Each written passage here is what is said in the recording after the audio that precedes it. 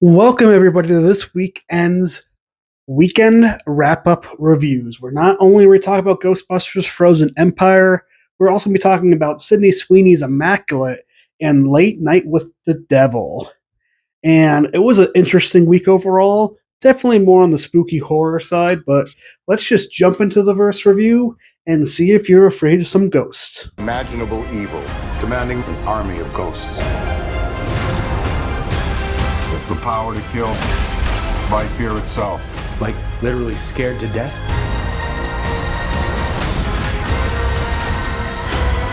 Heads up.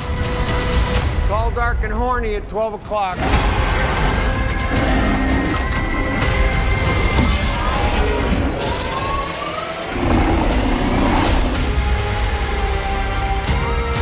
Ghostbusters Frozen Empire. I have a spoiler review already on this channel. I have my YouTube short review.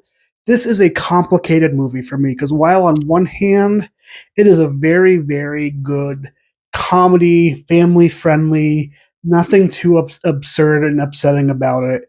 If you can tell people to go and see if they like Ghostbusters, there's a good chance they're going to like this movie overall.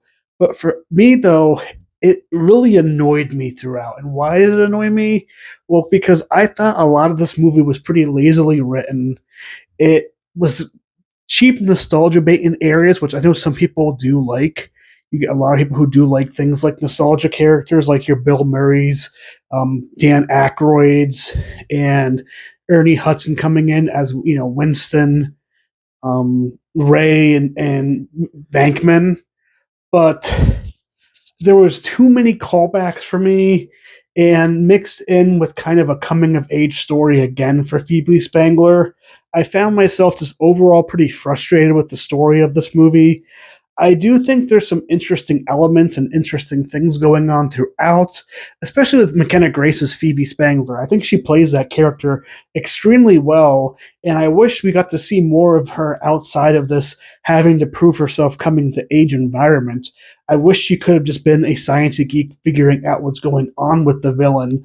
A villain with that we see in the trailer that feels very original to Ghostbusters and very interesting. And I just don't think it went well throughout. But as far as positives in the movie, again, McKenna Grace as Phoebe Spangler, I think she just does a very good job, being a likable character, being a character that you can invest yourself and your time in, and does Egon's Egon's granddaughter very, very well and very big justice. I think for me, Camille and Johnny as his character in this movie, while I wish that area was explored more and given more depth and character development, I liked him because he felt like he was in a Ghostbusters movie because he was being comedic, he was being funny, and that's what I look for in Ghostbusters. And I thought he played his part very well, and I enjoyed when he was on screen.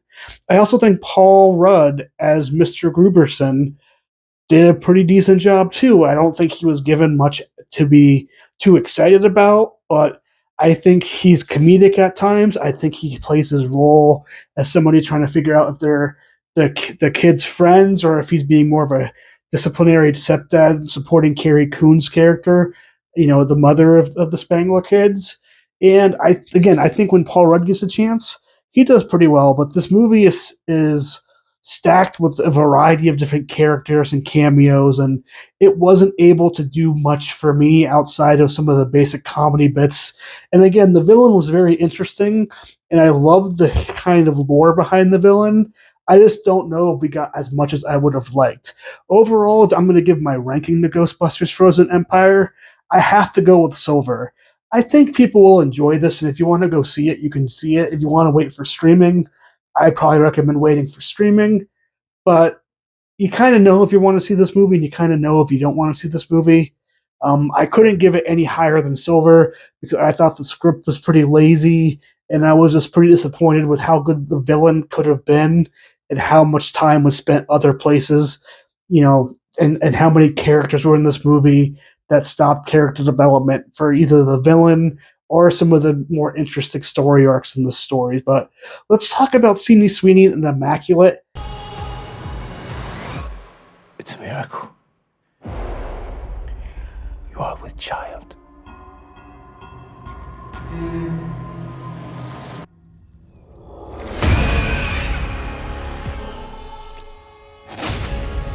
Out of all the women in the world, why did he choose me?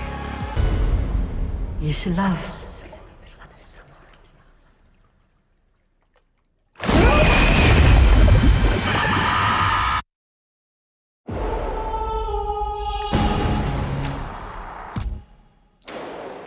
Immaculate is this horror drama by Neon, which really was ended up being made and produced by Sydney Sweeney in a passion project that she's had for many, many years. This was a movie that was very interesting in story elements, and for a lot of it, I kind of did enjoy. I did enjoy where it went overall, but I did found myself in a lot of areas feel like this was predictable and kind of fell into the same tropes a lot of the horror movies do go have this year now. I'm not here to say that Immaculate is a terrible movie overall. I think there's a lot of things you can come and you can kind of enjoy. For those who don't know, the idea of this movie is Sydney Sweeney is somebody who, when she was young, almost drowned, kind of was pronounced dead for 7 or so minutes, and became, but it came back to life, and she felt that she was somebody who had a purpose in the world. So she became a nun and eventually got herself transferred to a covenant in Italy that treats dying nuns. While there, she gets pregnant despite being a virgin and kind of gets proclaimed the idea as the next Virgin Mary now. The story definitely goes in a lot of different ways here, and you kind of learn the truth behind of what's going on with Sydney's character of Cecilia and everything going wrong with this covenant's dark side and kind of their history. I did enjoy a little bit of Cecilia and a character's Gwen's interactions overall in this movie. And I do think Sweeney, despite not giving the best overall performance, I think she gives an admirable performance in this movie. I don't know how fully I can say she was great in this movie. The best thing I can talk about Immaculate is it was a movie that you can tell was passionately made. The craftsmanship behind it was pretty well made. You can tell there was very, ambitious want to tell this story and for it to be kind of exactly like the story per se, and to have that clear message that you get at the end of the movie. Definitely more of a political type movie in this way, asking about, should a child in this scenario, which again, if you see the movie and you go through all the movie, you understand this dynamic and what's happened. Should it be allowed to be born or should it not be allowed to be born? For some people, that's going to be an easy reference to abortion cases per not. Sweeney's character of Cecilia does not want a child per se, and was given one here.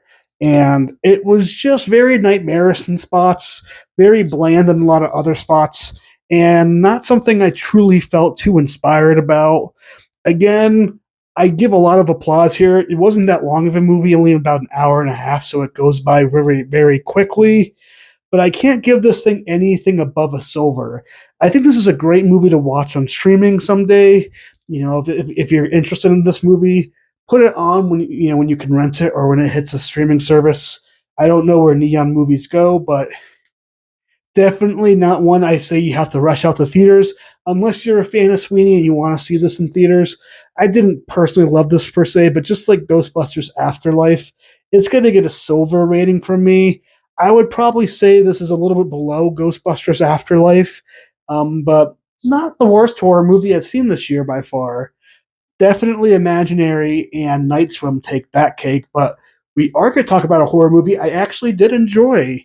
So stay tuned and check out the trailer for that movie right now. Well, Night Owls, we've got a heck of a show in store for you tonight, and I'm very excited for you to see it all unfold before your very eyes. I really hope you love it. Gosh, I hope you love it. Please love it. Dr. June Ross Mitchell and Lily, the young subject of the book, Conversations with the Devil. I really don't think it's a good idea, Jack. She's becoming more unpredictable. That's a good thing. That's why we still do live TV. Ladies and gentlemen, please stay tuned for a live television first as we attempt to commune with the devil. Lily, can you hear me? Good to see you again, Jack. Lily, return to me. How could you let it happen, Jack? How could you let it happen? Please be warned, anyone with young children in the room. Go to commercial! Go to commercial! What you're about to see You okay, Jack? is profoundly disturbing and shocking. You get out there, Mr. Midnight. And you knock him dead. Late Night with the Devil. This was a movie I was not expecting to be as good as it was, but I'm happy to say we finally have a horror movie doing horror right in 2024. This movie, which I believe is an independent films movie, IFC, Shudder, which is like an online horror movie type site, came in and delivered what I thought was a very interesting concept, which was a very well made movie, had pretty decent acting, and was very exciting, and you didn't exactly know what was going to happen next and how everything led to each other.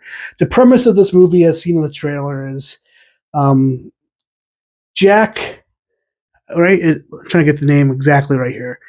Jack Delroy, who was a competing late night person to Johnny Carson on a show Night Owls, has kind of a downturn on his show after his wife Madeline dies of cancer. So he hosts kind of like a late night occult type episode of Night Owls with Jack Delroy. And the movie presents itself as a found footage type event thing of how this night went through and everything that took place in this night. And it was just such an interesting, well-made movie overall. Directed here by Colin Cairns and Cameron Cairns. I probably pronounced their names wrong. It just felt like a very refreshing take on horror. I've seen things like Immaculate come out. I've seen things like Imaginary and Night Swim, and those felt very generic by the box horror movies. This, even though found footage is things that we've seen in horror throughout, felt so fresh compared to the horror that I've seen the last couple years that I just really engaged with it a whole lot. This acting main role of Jack Delroy was David Dastmalchian, and he just did a really good job with this lead character. You felt his horror throughout. You felt him questioning what was going on throughout. When you learn things that has happened to him or things that did happen to him, he acts very well in this. I just thought that this was just a breakout performance from him, and I'm sure he's been around with TV shows and stuff, but I say give him a chance at leading maybe another horror movie, maybe leading a TV show at some point, because David did a phenomenal job in this movie. And as far as the story goes, I was really engaged. I loved all of the events that were going on throughout the night. I loved the questioning and the accusing what's real and what's not real. I loved the culmination of everything and what ends up happening and what could be real and what deals did get made with a devil per se and what deals didn't. I just really enjoyed this movie overall, as you can tell. And I don't want to spoil too much about it because I think it's a movie that is worthy of an experience. I gave this movie, Late Night with the Devil, a solid gold rating. I couldn't go quite platinum because I do think some of the acting in here isn't pristine per se, isn't well enough. And I do definitely think this isn't a movie I would just say is very good. I'd recommend to just about anybody. I think if you're a fan of horror and you want to see something different than your average horror, give Late Night with the Devil a chance. But I can't go above and beyond and say this is one of the better movies of the year. This is a very, very, good movie. It's a good movie. And when it comes to horror, it's definitely one of the better ones I've seen in a while. Definitely is nowhere near as good as like Evil Dead Rise was last year, but it is winning the horror race so far in 2024 for me.